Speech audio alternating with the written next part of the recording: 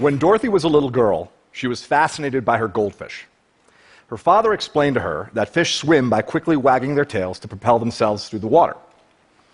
Without hesitation, little Dorothy responded, "Yes, Daddy, and fish swim backwards by wagging their heads."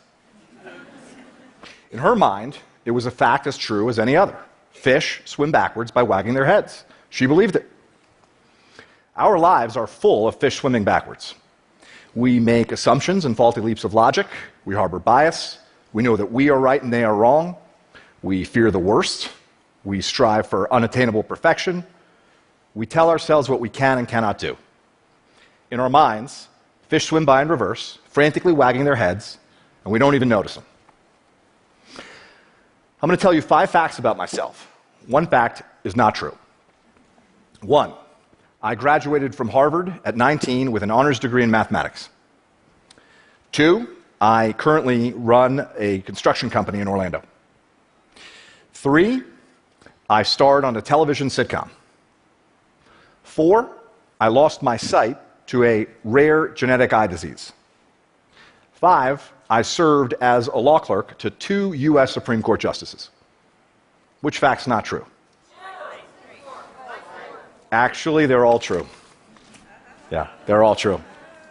At this point, most people really only care about the television show. I know this from experience. Okay, so the show was NBC's Saved by the Bell, the new class, and I played Weasel Wiesel, who was the sort of dorky, nerdy character on the show, which made it a very major acting challenge for me as a 13-year-old boy. Now, did you struggle with number 4, my blindness?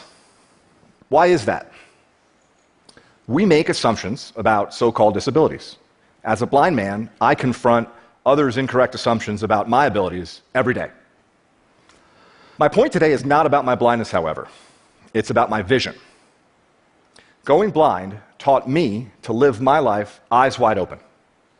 It taught me to spot those backward swimming fish that our minds create. Going blind casts them into focus.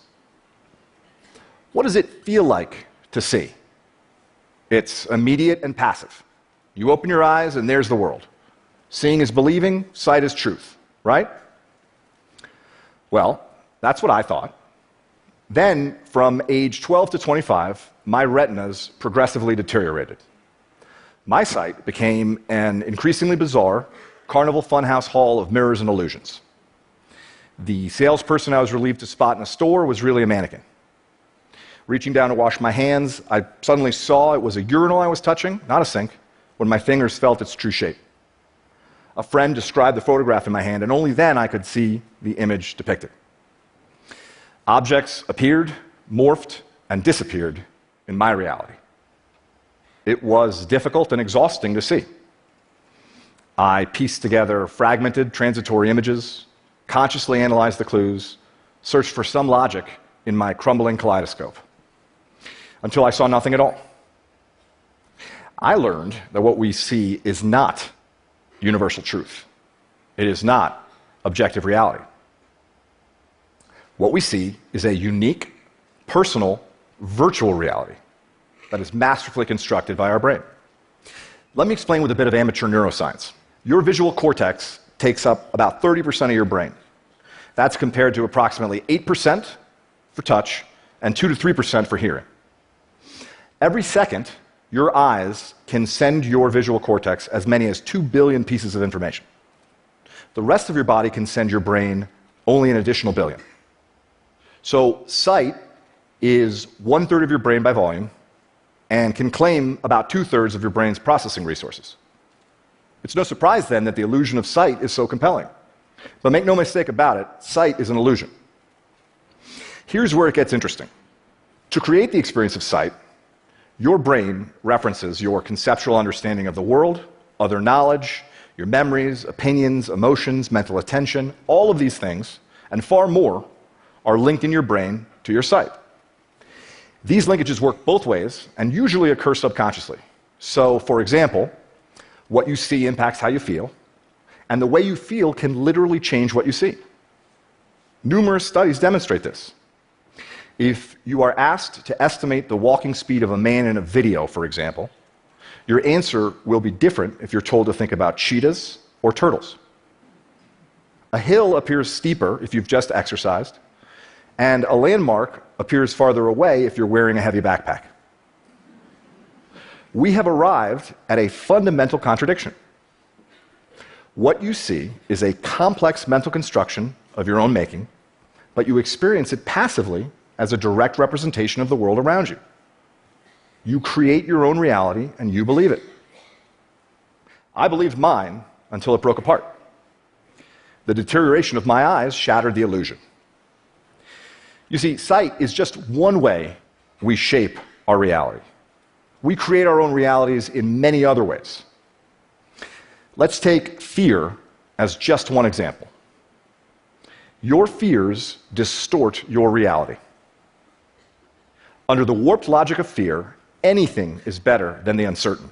Fear fills the void at all costs, passing off what you dread for what you know, offering up the worst in place of the ambiguous, substituting assumption for reason. Psychologists have a great term for it, awfulizing. Right? Fear replaces the unknown with the awful. Now, fear is self-realizing. When you face the greatest need to look outside yourself and think critically, fear beats a retreat deep inside your mind, shrinking and distorting your view, drowning your capacity for critical thought with a flood of disruptive emotions. When you face a compelling opportunity to take action, fear lulls you into inaction, enticing you to passively watch its prophecies fulfill themselves. When I was diagnosed with my blinding disease, I knew blindness would ruin my life. Blindness was a death sentence for my independence. It was the end of achievement for me. Blindness meant I would live an unremarkable life, small and sad, and likely alone. I knew it. This was a fiction born of my fears, but I believed it. It was a lie, but it was my reality, just like those backward swimming fish in little Dorothy's mind. If I had not confronted the reality of my fear, I would have lived it. I am certain of that. So, how do you live your life eyes wide open? It is a learned discipline. It can be taught. It can be practiced. I'll summarize very briefly. Hold yourself accountable for every moment, every thought, every detail.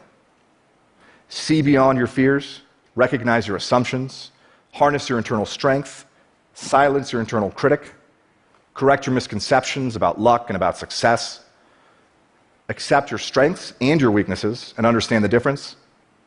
Open your hearts to your bountiful blessings. Your fears, your critics, your heroes, your villains, they are your excuses, rationalizations, shortcuts, justifications, your surrender. They are fictions you perceive as reality. Choose to see through them. Choose to let them go. You are the creator of your reality. With that empowerment comes complete responsibility. I chose to step out of fear's tunnel into terrain uncharted and undefined. I chose to build there a blessed life. Far from alone, I share my beautiful life with Dorothy, my beautiful wife, with our triplets, whom we call the Tripskis, and with the latest addition to the family, sweet baby Clementine. What do you fear? What lies do you tell yourself? How do you embellish your truth and write your own fictions? What reality are you creating for yourself? In your career and personal life, in your relationships, and in your heart and soul, your backward swimming fish do you great harm.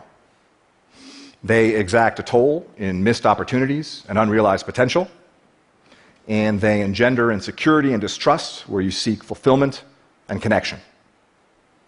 I urge you to search them out. Helen Keller said that the only thing worse than being blind is having sight but no vision. For me, going blind was a profound blessing. because blindness gave me vision. I hope you can see what I see. Thank you.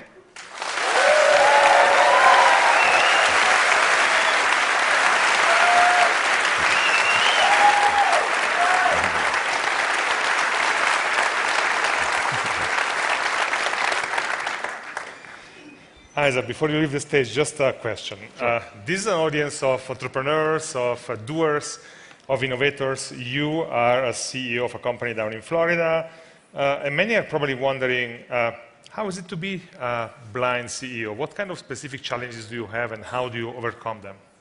Well, the biggest challenge became a blessing. I don't get visual feedback from people. Was a noise there? Yeah. So, for example, in my leadership team meetings, I don't see facial expressions or gestures. I've learned to solicit a lot more verbal feedback. I basically, force people to tell me what they think. And in this respect, it's become, like I said, a real blessing for me personally and for my company, because we communicate at a far deeper level, we avoid ambiguities, and most important, my team knows that what they think truly matters. Isaac, thank you for coming to TED. Thank you, Bruno. Thank you.